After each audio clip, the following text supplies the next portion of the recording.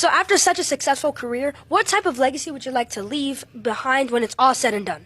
Well, I don't know. I don't believe in the word legacy. I just think that's another word for ego. It means absolutely nothing to me. I'm just passing through. I'm going to die, and it's going to be over. Who cares about legacy after that? He's very defensive when you ask him about legacy, because I think that goes into like his past and what he thinks about himself and how he's never really fully dealt with that shit. And also, I think that he's just a fucking psychopath. I guess like the thing that I kind of get at from these situations is like people's right to privacy, and then just as a society, can we actually forgive somebody and move on if they are a better person? And then just to see like the outward changes and how he's talked about his family, how he communicates with his family, and then and then even how he communicates and approaches women, which was completely and horrendously misogynistic back in the day. More or less anybody can be redeemed from anything, but it's a process that actually requires change and I don't see that from Mike, and they just want to see him redeemed from darkness without any actual work, because there's this romance to the monster. Like when we're talking about the Jordan Petersons, the Joe Rogans, the Donald Trumps, the thing that is appealing to that particular market is the masculine monster that maybe is tamed or whatever, and it's not really about the redemption. When I saw a lot of people putting Mike Tyson on like this pedestal of like, oh, I need Mike to win from an ideological perspective, that was kind of weird to me. And not just like saying like two people are fighting and like we're Americans and we like seeing people fight was kind of jarring to me, because again, Mike Tyson's a monster. And to your point, like if we want to say, it's a red flag. Yeah, we need Josh, we need more positive silly shit, because I'm struggling to allocate the time to find, just silly shit to talk about, because I feel like I'll be in Discord to like get our audiences like, hey, what should we talk about this week? Then niggas be serious as hell. I'm like, God, dude, it's no memes for us to respond to. Like, God damn, y'all ain't got no funny shit going on. Fuck. Damn.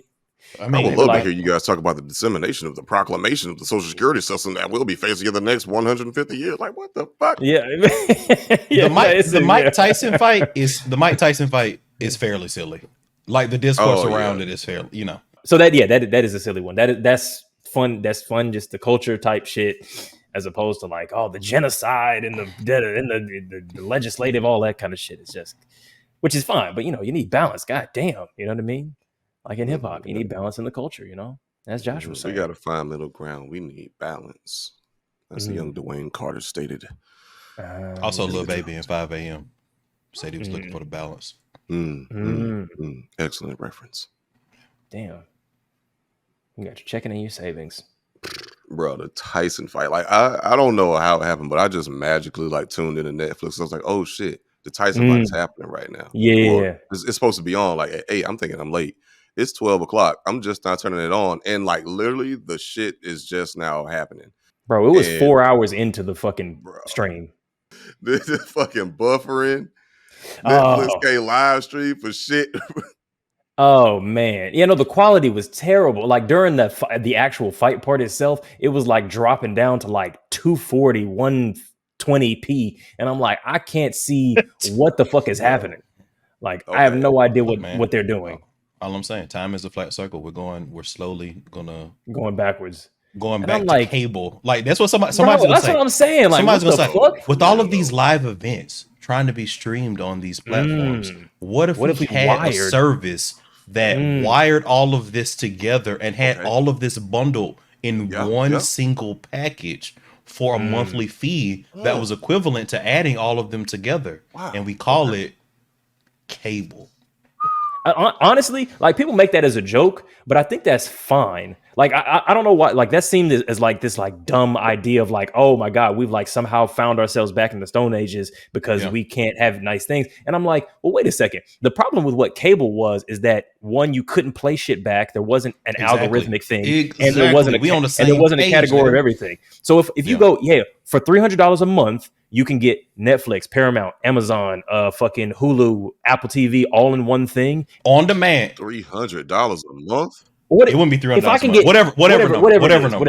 If I can get that, and you call that cable, and we go, I'm like, yes, that's great. That's Man, I'm with literally you, bro. superior. Got me fucked up. Exactly. But I'm with you. But what I'm saying is, if you just have Netflix, you couldn't afford what the cable thing was anyway. Like, we're acting like it's going backwards. We never had a system where you could watch everything. Netflix never had everything. So you can still just watch Netflix and watch what Netflix has. Now, if you were to bundle it, you can watch everything all the time, all at once, everywhere.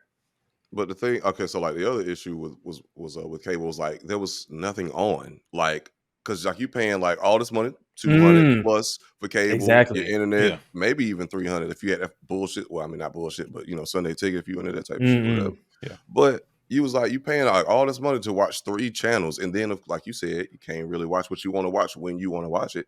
But now the issue is every fucking body gotta have a streaming service and a subscription tag to it. Like, I want to watch From. Why the fuck I gotta pay for an extra subscription? So are you watching From, by the way?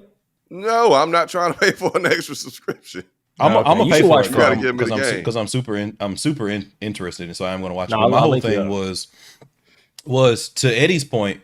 I do think that cable had got to a point where it was better than like some people remember it, right? I think a lot of people are thinking about like basic cable from like the 90s, like Xfinity cable, which I have not had for 10 years now. Had on demand like shit, right? Like you could go in and do it. It just to Eddie's Comcast, yeah, but had on demand, exactly. but it wasn't good. But it wasn't what Netflix is. Exactly, that's my point, right? To your point, it just didn't have Netflix shit, right? Like I wouldn't have been able to watch like I don't know Cyberpunk or what the fuck ever. You know what I'm saying? Like the Netflix. So like I do think bundling all that like in a single cohesive like interface is not going backwards. But I do think that it's going forward. It's been like cool. We finally gotten to a place that we can have streaming technology with the same level of comprehensiveness that cable had. You know what I mean?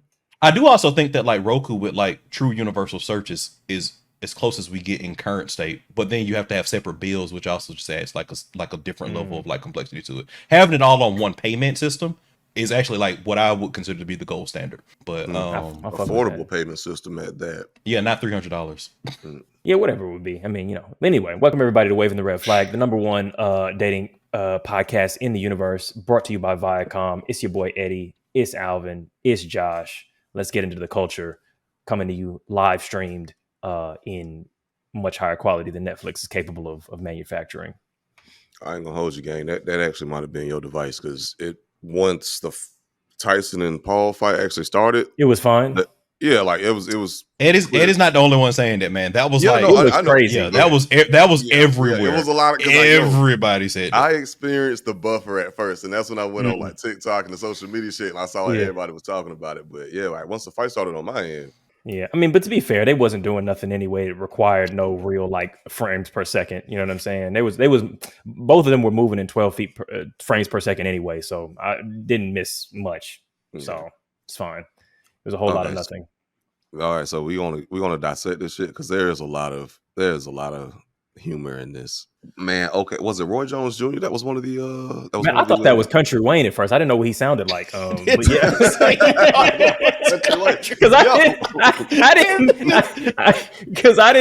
I didn't see him. He was just talking. I was like, why they got Country Wayne and Rosie Perez on this? Yeah. And then Rosie Perez was still weird. It really was Rosie Perez. So I was like, okay, maybe it's Country. Like, fuck it, whatever. I guess this is who the panel is. But then they said his name, and I was like, oh, okay, from the last fight. No, but I ain't gonna hold you. I thought he was somebody else too. I just can't remember what his name. I thought he was a dude that played football. Michael Irvin. Michael Irvin was on there. Michael Irvin was on. Like, him and the white guy, I assume he's white from his voice. The white guy and Roy Jones Jr. kept arguing about why Mike Tyson was like biting his glove. And I was like, why y'all keep going back and forth on this? Move on. They kept being like, look, I'm not trying to argue with you, but I have seen this before. I'm like, bro, why you keep repeating it but being friendly like this? No, that's bro. Like the analysis during the fight just was trash. Oh, terrible. They wasn't saying nothing. Jr., I don't like his legs. He just kept repeating shit other people were saying. The leg's not looking good. It's not. You see what he's doing there with the legs? That's not good. It's also hard to give real good color commentary when nothing's happening, right? Exactly. They was trying to. Oh, he's hurt, and I'm like, he ain't hurt. Nobody's teeing the fuck off. There's nothing. Oh no, that nigga Mike Tyson was hurt. Like I don't think he threw it. I don't think the fight was rigged. I think he threw it. No. You think he threw it? I don't. He didn't throw it. Look, man, no. He looked like he was struggling to get around. Man. Like even during training, like he was definitely off balance. Yeah. He still got that power, but he got rocked in the face a couple times. You 58, my nigga. Like, bro, fucking Paul popped him 3 times in a row with the same hand. That's crazy. Mink, mink, mink. Like, yeah. Bro. He said, pop, pop, pop. Here's what I'm saying, right? I think it was him saying he threw it. It does not give justice to what I really think happened. I think both of them pulled punches. I think both of them pulled punches to draw it out, because there were 100% times where Mike Tyson could have knocked like Jake Paul out, and there were several more times where Jake Paul, if he really wanted could have knocked the fuck out of Mike Tyson. I think both of them pulled punches. Okay, Jake definitely, in my opinion, pulled more punches than Tyson, but Tyson had his shots and he didn't take them. Jake threw, or is it Jake or is it Logan or is it Paul? Okay, yeah. So Jake, I feel, is not. He landed what, twice as many punches as Tyson did. To your point, Alvin, but I guess that makes sense. I just would have liked to see them both tee the fuck off. But I guess from the culture perspective, maybe, I don't know, because if the Paul brothers are really with that, like, we're trying to be the internet's favorite enemy shit, knocking Mike Tyson the fuck out is like, it's a good look for that brand. You'll be hated and you'll be considered a scumbag, but it's a good look branding wise. I get even they have moral boundaries. Okay, I don't think they do. Know. I don't think they. Yeah, that's not the vibe. I think killing niggas. I think they're treating. I think they're treating this like. I think they're treating this like WWE, right? Like that's legitimately how I view this. I view this as like a pro wrestling match where Jake Paul would be like taking the heel approach. Mike Tyson is taking like the anti-hero kind of Stone Cold Steve Austin kind of position. They knew where this was going to land, and they were effectively dancing, maybe doing some little improvisation in the mix of that, but they kind of both knew where this was going to land. And again, from a money perspective, like I think that kind of makes sense. I think that's where they're going. I think that's why like he doesn't fight real fighters. You know what I mean? Like, so yeah. Who was the other guy that got knocked out? That was like a big old. Was it Deontay Wilder? Is that who I'm thinking of? Wilder's been knocked out a few times, but specifically by a Paul brother. No, he's never fought a real fighter. Who am I thinking of? It was somebody famous. I don't know. It was a big internet moment because it was black. He was standing over him crazy. Yeah. It was Nate. He fought Nate Robinson. Yes. He fought He's fought like 3 MMA fighters. He fought Anderson Silva. He fought Nate Diaz. I think Eddie might be talking about the Nate Robinson fight, if I'm not mistaken. Because I remember like the internet was clowning like, God damn, bro, this ain't it. You didn't set us back. And also, which is crazy because Nate, and Nate's like not a boxer. To his credit, even though he's fought like only washed up fighters, with the exception of the one guy who was not washed up, which he lost to. He's at least fought fighters, right? Like Nate Robinson isn't even a fighter. Yeah, he was a basketball player. Basketball player. Oh my God, yo, that's crazy. I was severely disappointed. I think I didn't see it, but like, come to find out, like the best fight was between and that was some bullshit. Katie Taylor and Siriano. I didn't see that one, but like, Katie Taylor and Amanda Siriano. Yeah. And the internet was mad. The internet, I've never seen such unification of everybody saying something was bullshit like this before. Mm-hmm.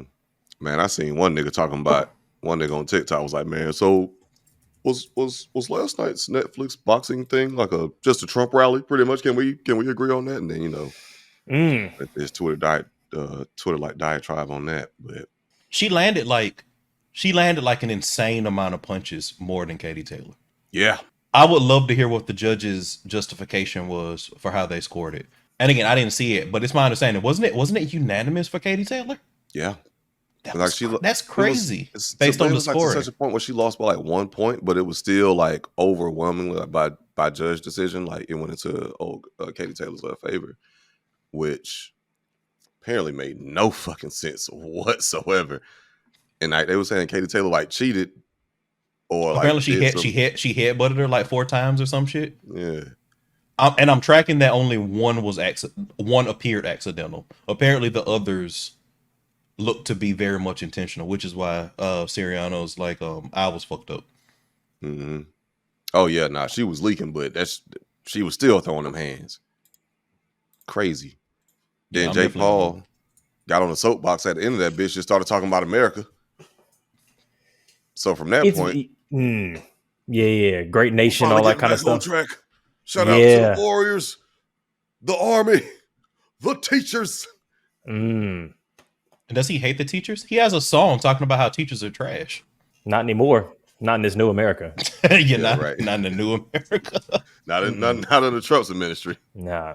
Yeah, I could definitely see it being very. I mean, yeah, because all of fight sports are kind of the general they're paid vibe. Advertisement since like at least because like the NFL at least since what like 2005 like has a very clear contract with like the United States military branches for like paid patriotism. Yeah. Payola, gotcha. Players standing for the national anthem on camera, like on the field, is something that the United States military pays the NFL to do. They didn't used to do that in our lifetimes. They didn't do that. Damn. So to your point, like like sports is very much involved in that sort of like paid patriotism kind of situation.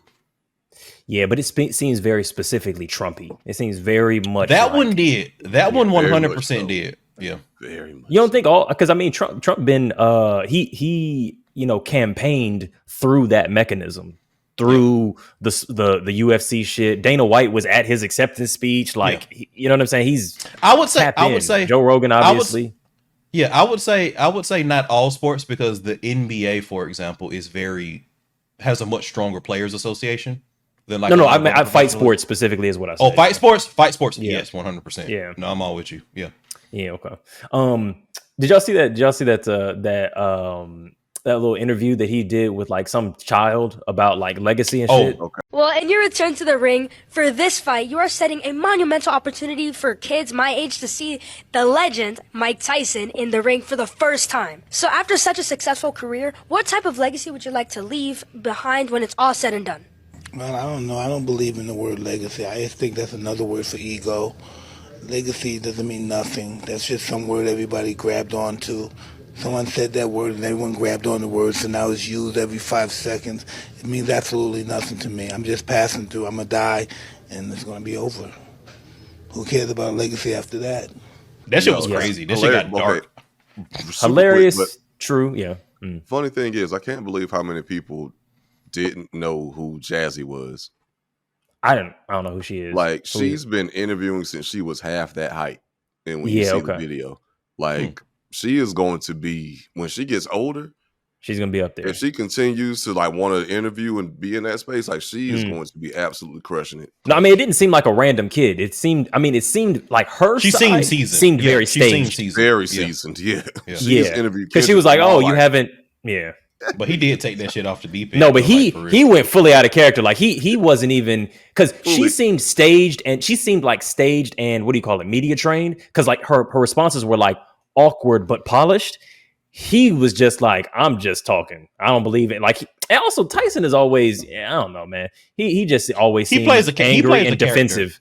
Maybe he also plays that. He seems psychologically defensive. Oh no. No, I agree, but I think he's playing a character in that specific space, right? I don't think so. Sometimes because I don't think that was that. No, but that hooked a lot of people to the fight. Like I know, shout out to fucking Dragonfly Jones and shit.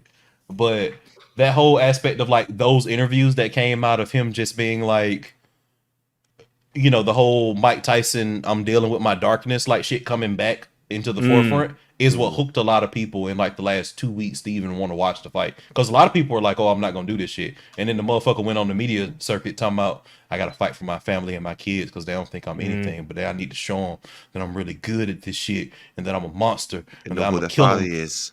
Yeah. You know, the father's somebody. Yeah. Or this whole like fuck legacy. Like I'm just trying to destroy people. Like all that kind of shit. That hooked a lot of people. So I do think that on some level, Mike is playing a character. But he's also, just to your point, he's very defensive when you ask him about legacy, because I think that goes into like his past and what he thinks about himself and how he's never really fully dealt with that shit. And also, I think that he's just a fucking psychopath. Yeah, I don't know if he's a psychopath, but he's definitely very. There's a lot of. I don't know if I would say that, but he's. You would know. I feel like there's a lot of. Yeah, I feel like there's a lot of insecurity there, where he's like, he's just. He says, oh, I got all this growth and I fought all these demons and shit. But I feel like all the things that I've heard about people trying to actually talk to him and interview him, it's very like you're on eggshells, because if you say something that he feels he has to be like, well, I don't even believe in the nature of that question. Yes. Very quickly. And it's like, all right, Mike, like, and then people are still afraid. People like back off, you know. He can knock you the fuck out of still Mike Tyson, even at 58. Like, of course, a regular like he can still throw a harder punch than anybody else you would get punched by. Probably most fighters, man. I'm thinking like Wilder might got him. Like, and circling back, I do want to point out that everybody keeps pointing out what I'm going to point out about how his, like, looking at extensive Mike Tyson training videos coming into this, like, I didn't see a person that didn't have these legs, but I also need to, what I had to do for myself is put into perspective, and I think other people need to put into perspective, is that a lot of these training videos were pre him having those blood clot situations. That's what I was going to say. Yeah. Like, I think like, a lot of people, that shit hits you hard, period, but also think about when it hits you hard when you're 57, 58. Right. He had to start back over on the runway, like, because he's doing a whole training regimen, like months in advance for a November fight. Has a major health concern, so he's dropping down to, like, maybe not zero, but he has to start back over. So his training in 8 months, you know, ramp went down to, like, 2 months instead of being 8 or whatever it was. So I think, honestly, look, I didn't think that he was going to win. I didn't think that he could win. I don't think that a 58-year-old with any amount of training versus, like, a trained fighter, even an like an amateur one, like or a bad amateur one at that, or a bad amateur. Bad amateur. But you're right. I don't think he could have won. Like, him versus, like, me or any of us. Sure, definitely he's beating the shit out of us. But I think that maybe he could come back, and if he has, like, a proper, like, he doesn't have a major dip in health, he could have definitely done better. Because you're right, his performance there is not indicative from what we saw from the training videos. And the training videos were long enough that you can't say, like, oh, well, the training videos getting winded, like, quick. He wasn't getting winded in 3 minutes in the training video. Yeah. You know, like, he was out of gas first round during this fight. I give it, like, you could really start to see it after the third round. Yeah. Because, like, but if he would have just, if he would have had his legs under him, if he was actually mobile, it would have at least been a much better, like, boxing match. But like y'all was saying, like, the blood clots. He had prison legs, yeah, like, because clearly he wasn't up. If that was prime Mike Tyson, Jake Paul would have got his. It don't even need to be prime Mike Tyson, because I'm gonna just say it. I'm just come out and say prime Mike Tyson. That's a whole different. Prime Mike again. Yeah, like, and I'm gonna get on my soapbox on this. And prime Mike Tyson is I would say a top 3 heavyweight boxer offensively. I'm definitively going to say that he's the second best defensive heavyweight boxer, because I think people. I think Mike Tyson is beating Ali. Yeah, easy. I don't know about that one, because I think Ali in his prime is the best defensive heavyweight of all time. I think the offense, though, I feel like what Tyson is delivering. I agree. Like, how he's got all of this, but Tyson is a very hard puncher. Yeah, I think people have a very accurate representation of, like, Tyson as an offensive boxer. I think that people don't respect him enough as a defensive boxer, because Tyson was phenomenal in his prime. Tyson was phenomenal defensively, like, world fucking class type shit. So you wouldn't have to be prime Mike Tyson to be prime Jake Paul. But I will say that Jake Paul is, just being frank, even measuring him against amateur boxers, is a fucking horrible boxer. He is not a good fighter. I'm not. It is very clear that the people that he has fought that are not 58, because he's fought, like 40-year-old, Anderson Silva and all that kind of shit. But these are MMA fighters that, like, do some striking but aren't boxers, or, like, 40-year-old, 45-year-old fucking Floyd Mayweather, what the fuck ever. Like, these are setup fights. These are spectacle. These are exhibitions. Like, they're not taking it seriously. They're older. Like, but he is not a fucking good boxer. And going back to Eddie's point, I'm pretty sure that if all of us took, like, 8 months and just, like, trained, like, casually, we probably could fucking beat Jake Paul's ass individually. Like, just fucking putting. I don't think all that. I'm gonna say, okay. I'm putting y'all out there, but I'll put myself out there because I used to box. Like I can probably get back. No, into you it maybe, but he's like 7 weight classes above me. Like even if I like max the fuck out on like on bringing my weight up, I'm maybe getting up to featherweight. Like come on, it'll be like him fighting Floyd. It'll be like him fighting Floyd in terms of weight. If you did he fight Floyd? Yeah, he fought Floyd. Yeah. Oh yeah, true. Yeah. Yeah, you're and right. I'm not saying you could be Floyd in 8 months, but you know, I don't know. But you already like a master of the hand. You know, you already got your, you know. Nah, if I can bite and throw sand, I'm beating his ass. Whatever. Yeah. This nigga Eddie be playing games, man. This nigga Eddie's a fucking ninja, man. I swear to God. I wouldn't fight. Eddie Are we trying to, bro? I wouldn't fight Eddie for shit, bro. This motherfucking Eddie is playing games. I'm telling y'all, this nigga Eddie would probably fuck somebody up in the street, and he just be trying to throw us off. You trying to get my ass beat out in the streets? You gonna have niggas testing me and shit. Hey, you the nigga with the podcast, ain't you? Oh yeah. I heard you was a tough guy. You was talking that shit, and now you looking over my body all. I was looking at me knocked out like, damn, dude, why didn't you use your karate powers like I've been saying? It's like, I was never had this. Him up. See, man, they be lucky because I know this nigga is really him, bro. He just didn't want to fight him. I'm bleeding out in the alley. And he's like, y'all lucky he let y'all do him like that. He didn't want to fight him, bro. He didn't want to fight him. My leg is over my shoulder. He didn't want to let that darkness out of him, bro. Right, he didn't want to let that darkness. You know how much violence it took for this nigga to become this gentle while he on the ground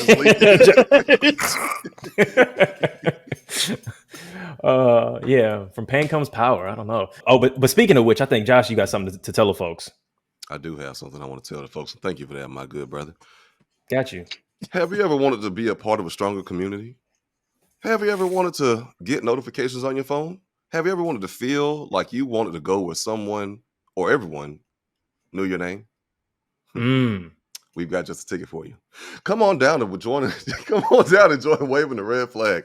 Become a Patreon member and you get access to additional content, bonus material, and also access to the Discord where it goes the fuck down. There are several different like Discord like subsections that you can participate in, build community, have intelligent conversations with, us when we chime in, provide content or context for certain situations, things that you might want to hear us talking about, all that good stuff. So just by, joining our communities, you get access to, bonus content. Make sure you check that out. So on, of course, YouTube, Spotify, and, basically everywhere that, we are available. So make sure that you are checking into that.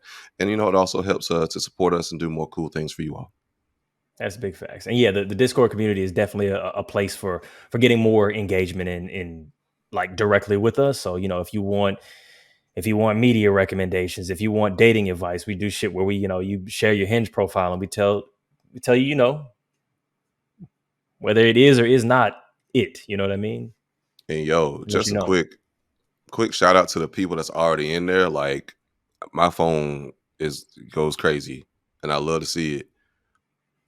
But let's get some funny shit. Like, I want to hear like some goofy, funny shit that y'all got going on. Like, let's. So it's a dark time right now. Look, I want to talk about the political and economic state of the world right now. That's all I want to talk about.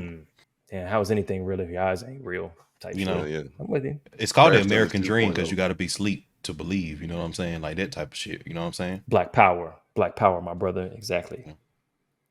We're not outnumbered. We're just unorganized. That type of shit. The most dangerous thing in America is a nigga with a book or whatever he said. Yeah. Got the Dr. Seuss on me at all times. 100%. Locked and loaded. Concealed carry. One fish. Stay at Barnes and Nobles. You already know what it is. Red fish, blue fish. Older places you'll go, motherfucker. You know what I'm saying? Like that hop on pop. Red fish, blue fish, one fish, two fish. Oh, wait a minute. That was your bitch. You know what I'm saying, bro? Oh. Rhyme scheme. Oh my God, bro. Oh my God. I'm scared already. Verses and sonnets. Hell yeah. Damn. Women love a nigga that can read. To be fair, they do have trouble with niggas that can't. So you're right. That's a big fact. Nope. Yeah, it's not attractive a nigga who's like the brown dog. That's nobody likes that. Nobody likes that. Not to be ableist, you know what I'm saying? But come on. I mean, some do. It triggers so? that nurturing, that maternalistic. that maternalistic. She put him under her titty and teach him how to read. And you can't read, but he can fuck. That's got to be a sexual crime. If you fuck a nigga that can't read, that's some type of abuse. I don't know. That's you taking Mayweather has been getting along just fine. I mean, they've been taking it. I don't know if you. There we go. Yeah. All right. Yeah. All right. So, is there anything else in the Tyson shit that we want to hit before we hit the next thing? It doesn't matter. We're all just specks of dirt in the grand scheme of things. We're all gonna die. The legacy is nothing. Whatever we talk about is not gonna be nothing. It's just nothing. I'm nothing. You're nothing. Everything's nothing. Do you want to shift to a serious Tyson topic? Very quick. Very like. Yeah. Hit it. Okay. I do want to say that like I enjoy spectacle, so I'm not hating on anybody that enjoys spectacle. Like I think Jameis Winston is a horrible person. I think Jameis Winston is hilarious. Who's Jameis Winston? He's a football player. Yeah, with the crab legs. Yeah, crab legs, and also several sexual assault allegations. Jamison Winston, is that what you said it was? Jameis, Jameis Winston. EIS. Okay, yeah. Jamie. So like I get people's reaction to it, and I'm not judging anybody for their reaction to it, but I also think that like actively rooting for Mike Tyson because he's a horrible person is kind of like weird. Like I think I was kind of just like I think I would have been like more comfortable with people just being like, oh, I'm enjoying like this. I'm enjoying this moment for what it is. Like this is kind of funny. Like this is kind of cool. But people posting like this is for black America. Like Mike Tyson has to win for all of us kind of shit. It was kind of like Mike represents something. Mike has become a representation of something very specific, and we talked about it before. And I'm maybe one of the most biggest proponents of like the redemption thing. And I think that more or less anybody can be redeemed from anything, but it's a process that actually requires change and I don't see that from Mike. And even then that doesn't obligate anybody that he harms to forgive him. So I'm not stepping on those toes, but the level of leeway that he gets is mostly from people who don't give a fuck about the like his rape charge stuff at all. And they just want to see him redeemed from darkness without any actual work because there's this romance to the monster. Like when we're talking about the Jordan Petersons, the Joe Rogans, the Donald Trumps, the thing that is appealing to that particular market is the masculine monster that maybe is tamed or whatever. But I think that's all of that is one particular power fantasy that people have, and it's not really about the redemption. Are we talking about like one particular segment of supporters when you say I'm kind of talking about the people who are the biggest fans of, or a particular type of fan of Mike Tyson. It's very much a MAGA manosphere vibe. Well, I guess so. I agree, but I also think that like there's also just a segment of people who are like I'm supporting everybody black that also adds in there. But I do think there's overlap between that sphere and like a group of people that are supportive of hyper masculine tropes. So largely I agree with you. And then I mean, just as far as I guess like the person, I mean, unfortunately he was back in the 90s, Mike Tyson was, very problematic. And he was a goddamn loose cannon, to say the absolute least, not the best person whatsoever. And like Eddie said, like I am for redemption, but hey, if the victims in the situation don't want to forgive, can't let it go. Hey, that's I'm not mad at that at all. But I think as a society, we don't want to let this because it's gonna be sticky and tricky, and I don't want to like come off the like a crazy or wrong or crazy way in a sense, but there is a thing of a person can be redeemed. Like you could be a killer and you can still be worthy of redemption. Like you can do some messed up stuff. Not saying that it is right whatsoever, because because like a person that is redeemed or redeemable has faced the consequences of their actions. And I think Mike Tyson is kind of like one of those people, because like he has changed a lot and has done a shit ton of personal work on himself. Has he? I don't think he has. Like that's the thing I'm not seeing. He talks about it. He talked about it a lot. But is he Like, okay? So because to like, me, what do I you? would think okay. So the thing that I would be looking for among many things is and look, I can't. Everything is alleged, so I can't say. Actually, you know what? No, there's some shit that's definitely not alleged. His So relationship with he got convicted of rape. He went okay, to prison for 3 years even for rape. even that even that like maybe he's not because what I'm gonna say is that core to growth, accountability, redemption is going, hey, here's something I did, here's why it was wrong, here's why it's not gonna happen again, here's what I'm doing to reconcile with the people that I've harmed. Those are kind of the 4 key steps.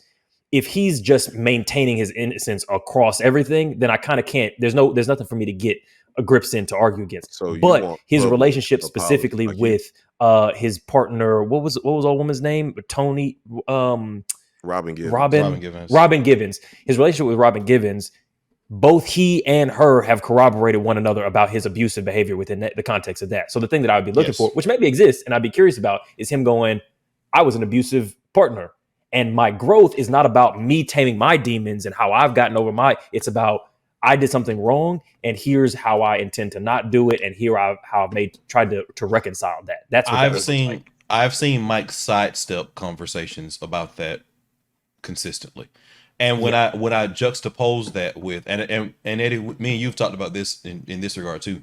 I do think there are people who don't sidestep it, right? So a person who is also prominent and is an athlete that does not sidestep these conversations is Chad Johnson / Chad Ochocinco, right? Chad Johnson also has domestic violence charges that were very public because they involved a fucking Somebody else famous. yeah, it involved a reality star that he was married to briefly from that perspective. And he will literally say that I don't care if I have to talk about he says I don't care if I have to talk about this every day. He was like, that's what happens when you do what I've done. Like that. if I have to keep moving forward and keep talking about this every day and keep doing this, like that's my penance for what I've done. And I'm like, I think that's why people don't bring that up with Chad the way they bring it up with like a Mike Tyson. I've seen Mike Tyson explicitly sidestep this kind of thing. I will also say that there are certain things from my perspective based on individual context that I think are irredeemable. But again, like I'm not knocking anybody for what they do on that perspective. I just think that like putting when I saw a lot of people putting Mike Tyson on like this pedestal of like, oh, I need Mike to win from an ideological perspective, that was kind of weird to me. And not just like saying like two people are fighting and like we're Americans and we like seeing people fight was kind of jarring to me because again, Mike Tyson's a monster. And to your point, like if we want to say and there are things like pick apart in terms of like the way the trial was handled in terms of his rape case where he was sentenced to 6 years and served 3 and all that kind of stuff. But you know, like if we want to say that, you know, like we don't count that one, there's a gray area there. I don't think it is. I tend to think that those, even in the context of black people, black men in particular, those things tend to work out the way they're supposed to by and large. But I know Eddie's pointed out that like one is too many for it to be a false positive.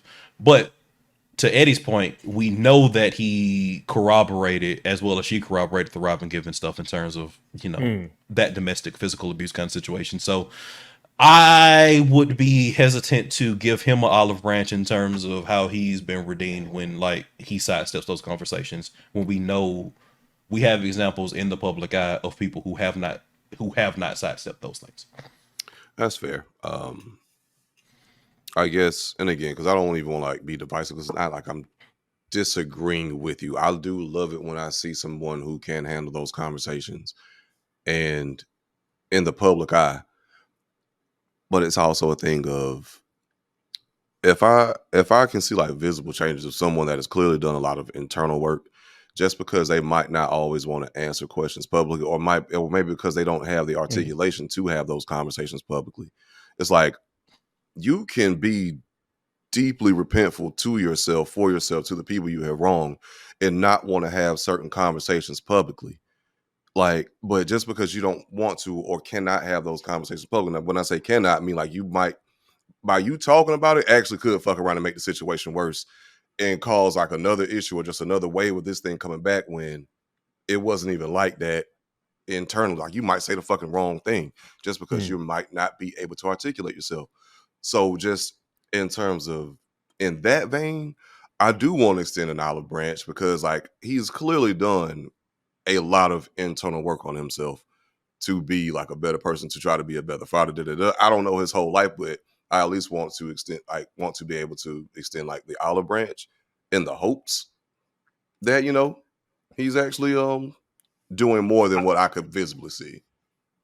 I guess the thing that I would kind of put forward or suggest is like, one, it seems like, I guess there's a difference between providing space for someone to take accountability, acknowledge something, whatever, and like wishing for them to. And I feel like, and this goes back to our other conversations we've had about similar situations where it's like when we hope for it to be true, I feel like we're extending an olive branch where it doesn't necessarily fully make sense, because like in what you described, you're kind of having to like make up work that he could have potentially done.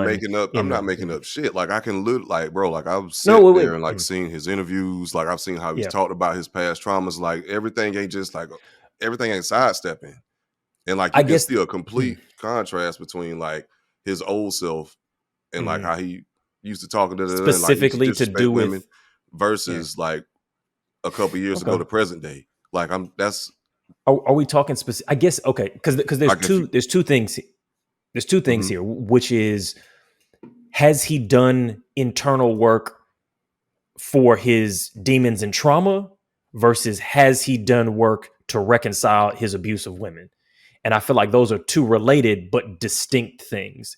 And when I question are we hoping for something that's not necessarily there, and we're filling in blanks that aren't necessarily there? I'm not saying the first category. I'm saying the second category. We're doing the same thing on both sides. Like, because like just because those conversations and things did not happen publicly, you're assuming that they never happened. Like we're doing the same thing on both sides. I think that that's fair. I think if you're like to assume that a thing that isn't happening publicly did happen privately, that's you defer towards a null hypothesis. Is what how I approach most things. A lot of us are fucked because I don't want to have serious conversations or like like things that might have deeply impacted me, even if I might have been wrong in a situation. I don't necessarily want to have those things publicly. That's one part about fame that is scary, because now like people and motherfuckers in the world just think because they didn't see it, some shit that happened in your life privately, it never happened, and like you all constantly being demonized for something. Now, I want to have faith, and then just to see like the outward changes, how he's talked about his family, how he communicates with his family, and then and then even how he communicates and approaches women, which was completely and horrendously misogynistic back in the day. Like that, there were conversations that happened. You know what I'm saying? So it's just to be like, oh yeah, nah, this shit ain't never happened. He always sidesteps. I'm not saying it. I'm not saying it definitely happened. I'm saying that there's a sense that like, okay, if we're saying it's just neutral, I don't know, you don't know, then I feel like you treat him neutrally. But what it seems like you're framing it as is because it could have maybe happened in the private and we don't know about it and it's Santa Claus, then we should treat him with an olive branch that assumes that he's done this work. And I'm like, if I'm treating it as neutral, cool, you're a rapist who beat your wife and we don't know whether you have or have not reconciled it. Then I go, cool. If I'm treating you neutrally, I'm treating you with cool. I'm not rooting for you. It's just neutral. And also, what I will say is that it's not as if Mike Tyson did his internal work and he did something privately and then he retired into, the private sphere and never did anything else, right? So he's still in the public eye. Like he's still in the fucking Hangover. He still has the fucking cartoon. He's still doing, fights with Jake Paul. He's still doing podcasts and all this kind of stuff. So when you can't have your cake and eat it too, right? You can't be a famous person and operate as a famous person and not be held accountable based on past trends the way famous people are, right? So regardless of what he may have done, like privately, and just being frank, I like boxing. Like I follow Mike Tyson like extensively. I've seen probably 40 Mike Tyson interviews. I have never seen him talk about. I've seen him talk about dealing with his internal demons and taming that perspective. I've never seen him talk about like the work that he's done in order to reconcile victims from that perspective. And again, if he wanted to be a private citizen, I think that everything that you're saying is 100% accurate, Josh. But when you don't want to be a private citizen, when you still want to pretend like you're, like not pretend, when you still want to operate in the space of fame, then you're going to be judged in the space of fame. And famous people do certain things. And I would be open to being wrong. But I think that that's the crux of the situation for me, in addition to largely agreeing with everything that Eddie's saying. Yeah, I think that's I'm not mad at that at all. And again, I'm not even trying to be an advocate for like, oh, Mike Tyson's such a great human being whatsoever. We do need to all say that. Like, we do need to specify that, like, Yeah, I'm not trying to be an advocate like, oh, Mike Tyson never did nothing. No, but I get where you're coming from. Like, but like niggas on the internet, just people that's hearing it. 100%. No, you should clarify. Yeah, 100%. I mean, yeah, but at the end of the day,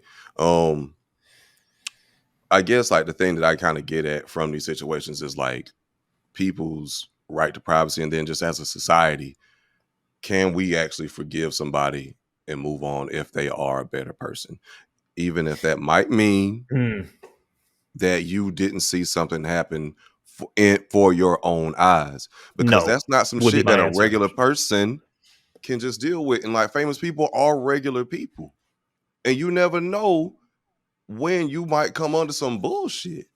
And it's like, I'm all for throwing stones when they're due for like a nigga that's like irredeemable. Like, yo, he has clearly not learned nothing. Cool. But it's just like, damn, where are we as a society? Like, are we moving backward if we don't choose to have faith in people, like have faith in the betterment of people? Or just is that just where we moving? Just like, all right, well, fuck it. That's actually the more righteous thing to do nowadays.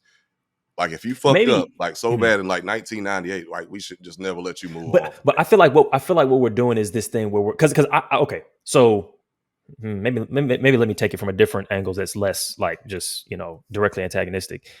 I think that there's a feeling that a lot of people can identify with. I definitely can, and I think you, Josh, can as well, of being like, well, I would want an olive branch because I'm not perfect. I fuck up. I do, I'm not a great person across life. Like, I've had demons, I want to be able to have faith in a society that gives people a pathway forward to grow. And I do think that there's some amount of rhetoric in response to lots of people, not just Mike Tyson, that doesn't really even have space for that. And I do have an issue with that. And I do push back at that, which is one of the first things that I was saying. I'm like, I am in favor more so than Alvin perhaps. And I think similar to Josh in terms of like, I think everybody pretty much damn near maybe there's some exceptions, but generally speaking, that there's a path forward for everyone to have something like a redemption and a moving forward.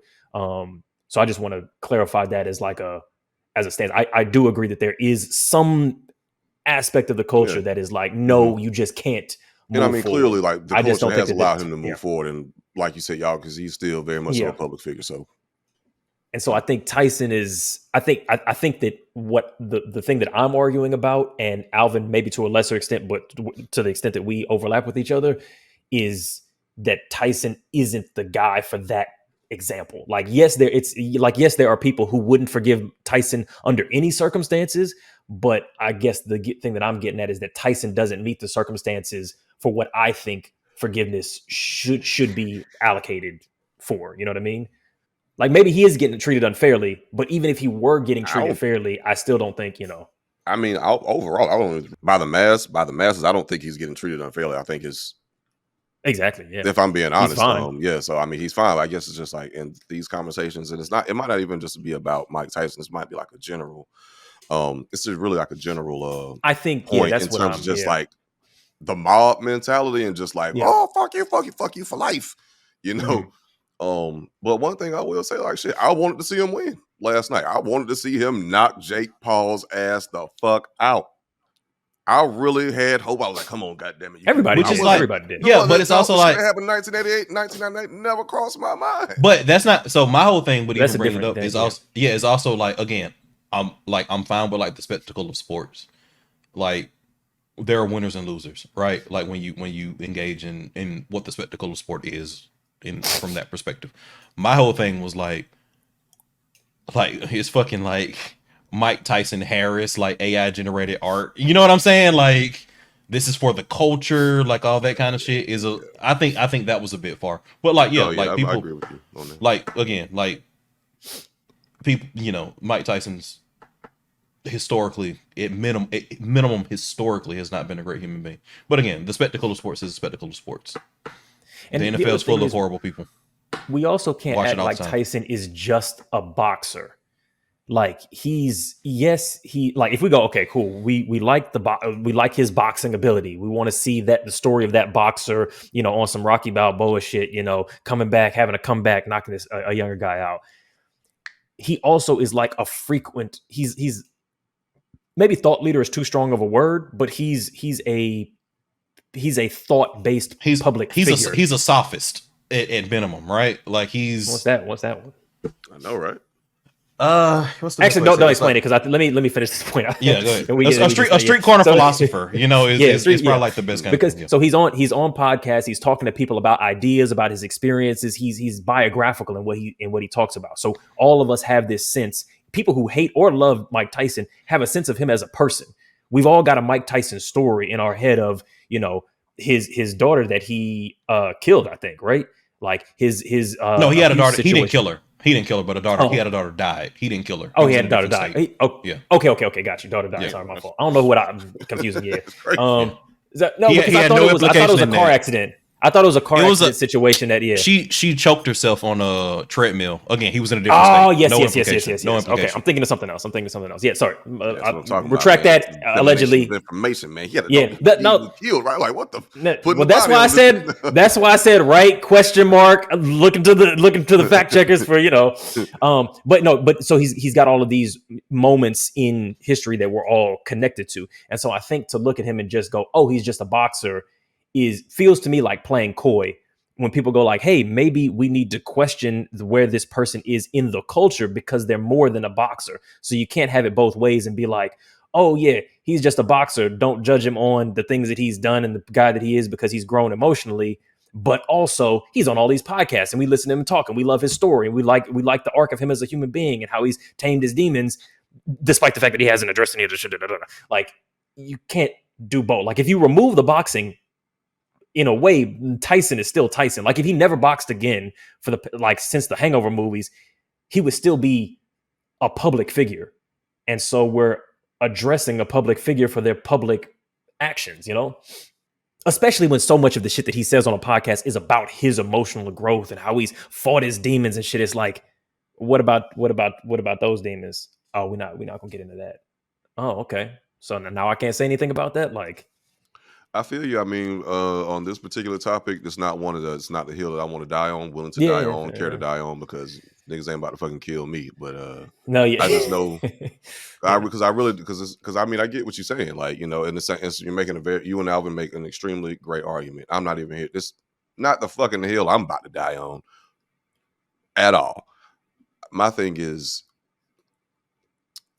there are some things that I don't believe a person is obligated to talk about publicly whatsoever. I don't give a fuck what your level of fame is. Like, you still are a human being deserving of human rights. If you don't want to talk about some shit, you ain't like. I get okay. So and again, like, there are. I was about to ask a question out of there are constraints and situational to it, but you know, I just don't believe like you are obligated or owe everybody a fucking answer based on everything in your life. I don't believe that. I guess then the question would be when it comes to like supposedly allowing someone to move on, which, you know, if we're to translate it into like real concrete terms, what you're kind of describing is like either members of the public or just a given person forgiving a given individual or no longer speaking about the things that they've done or the issues that they have with the person. So I guess my question is, what, if any, obligation do you think there is on the other side? Like, if you're not obligated to talk about something that I have an issue with, you're not obligated. Am I obligated to? And I mean, then then you know what? Then we've full circle. Then you're not obligated to forgive them. Whatever. All right, that's good. All right, anything else before we need to hit some silly shit? I feel like because we hit that serious thing for mad long, which is good. Let's meat on that bone. Let's talk about the power of friendship. All right, let's bring it up. Yeah, I can pull up the clip 100%. Maybe it looks gigantic. I know, right? She look like an athletic Taylor Swift. Good ass friend. I just had to get off of the chair and I was like, my legs. She looks strong as hell. Mm-hmm. Oh no, her core is solid. Yeah. The power of, You do good, you get. how far you gotta go? Yeah, you got it. Get home safe, sweetheart. I love love New the York. support. I love the New York shit. Yeah. Bro. That is a fucking friend. That is a friend. Yeah, me. You got it. You got it, son. Damn, son. Hey, yo, Donnie, yo, you see this shit? Yeah. Done, That's son. friendship, Like we got son. him. Yo, her legs is dumb strong, son. Yeah. Yo, the first thing that I thought was like, what if she was kidnapping the drunk lady? That was the first thing that my mind thought of. Because I'm like, and nobody would question it. Like, oh, I guess I assume that you're rescuing her, but she's completely incoherent. How do I know that you're her friend? That could be anybody. That's that same Damn, shit. nigga, have some positive intent. Shit. Damn. Just because y'all both in dresses, we like, oh, yeah, she could be the killer. We never know. That's how it happens in the movies. Everybody was rooting for That's the trafficking, twist. You know what I'm saying? I know. Dang. That's Six the twist. 100%. Dan Brown. Yeah. Damn, nice Shyamalan up in this. I see bitch. traffic people. Yeah. I know. But you know, Well, I mean, because the drunk girl was just, she was knocked the fuck out. She wasn't saying This was nothing. supposed to be light-hearted, fun, You're right. good Man, vibes. my and brain is everything. Look, man. She Man. getting sex trafficked. Yeah. All I'm saying is having What's the most been likely explanation? having been the laid out The friend. victim? Yeah, like legitimately. Shout out to old girl. I'm gonna view it via a lens of positive intent. And say shout out to her, man. This is just a thought. I wasn't saying that that's what happened. I was just sharing to y'all the inner machinations of my troubled mind. But I'm not saying that's what's happening. But like speaking on the power of friendship, you know, like when I was in my little situation, I mean, I spoke about it before when I got drugged, and people had to look out for me. You know, I woke up like very afraid that like I had been like taken advantage of or some shit. But again, like, you know, the crew got me straight. They got me in the car, and again, this was all women. So I would have loved to have seen like video footage of them trying to like get me into the back of a car. They said it was very difficult. So like it was shit. Yeah, it wasn't like one of them could have got me on their back. Light as a feather, stiff as a board. Yeah. One, they all doing this shit. Ouija board shit.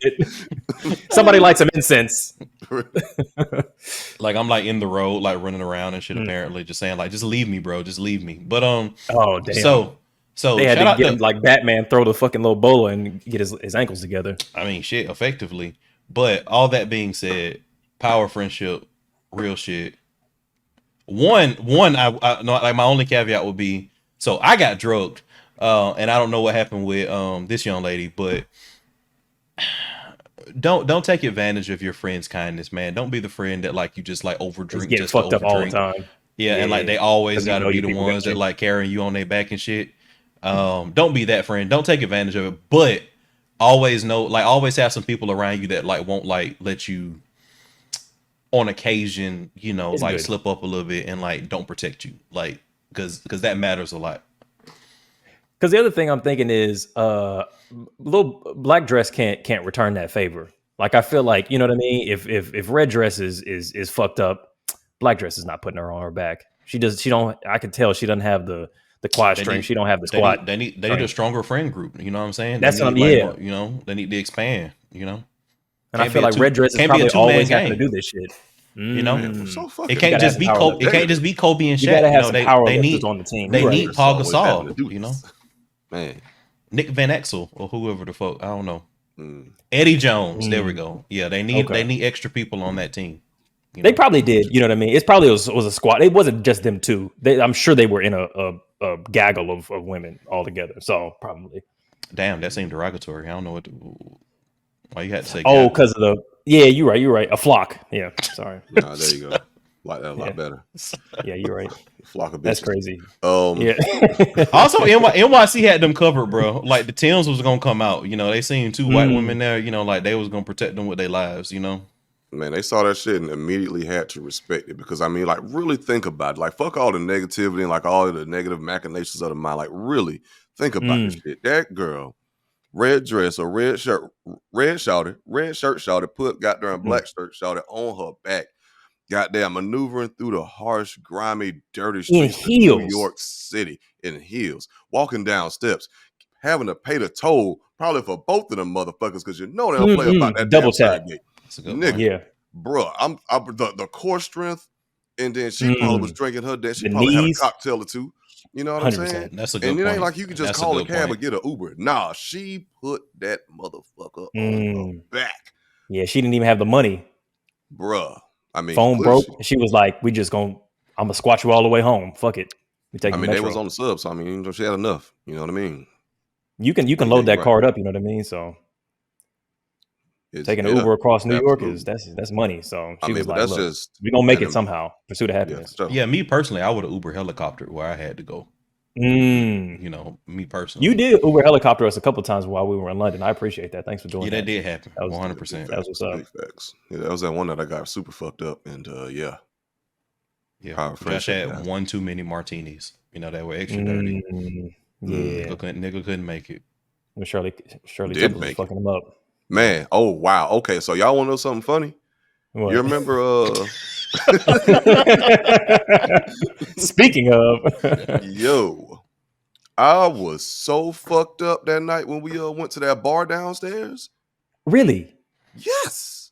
Bro, okay. We had pregame before we left out. Yeah. Well, at least I did. Mostly probably by myself. No, we did. Yeah. Because we bought that. That was the night we bought that bottle, right? Yeah, I mean, we bought a bottle. I mean, you know, bought a bottle a couple times. Fair, But yeah, actually, that bottle of fair Woodford. enough. Yeah, but yeah, we bought that bottle, drinking on that before we headed out. And I want to say we went to a bar. We definitely had drinks, some more. And then remember, we saw the guys in London out on the corner. And they were smoking weed. And I approached them, like, you know, I started smoking with them. We all having a good time. So I'm high. That's just elevating it. We go to the downstairs bar and we drinking more. I had 3 cocktails in a very short span downstairs. Like that shit was kind of crazy. And trying to make it through closing. I mean, trying to make it through drinks before closing time and shit.